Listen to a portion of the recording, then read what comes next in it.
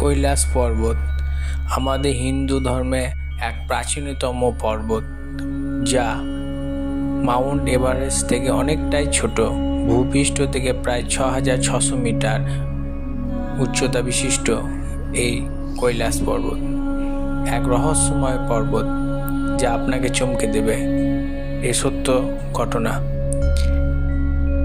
হিন্দু ধর্ম মতে এই কৈলাস পর্বতে শিব এবং পার্বতীর নিজ বাসস্থান। কথিত আছে এই কৈলাস পর্বতে সময় খুবই দ্রুত অতিক্রম করে। এখানে মানুষের চুল, নখ এবং বয়স খুব দ্রুত পরিমাণে এগিয়ে যায়। হিমালয় পর্বতমালাকে জয় করলেও কৈলাস পর্বতমালাকে এখনো পর্যন্ত মানুষ জয় করতে পারেনি। এই পর্বত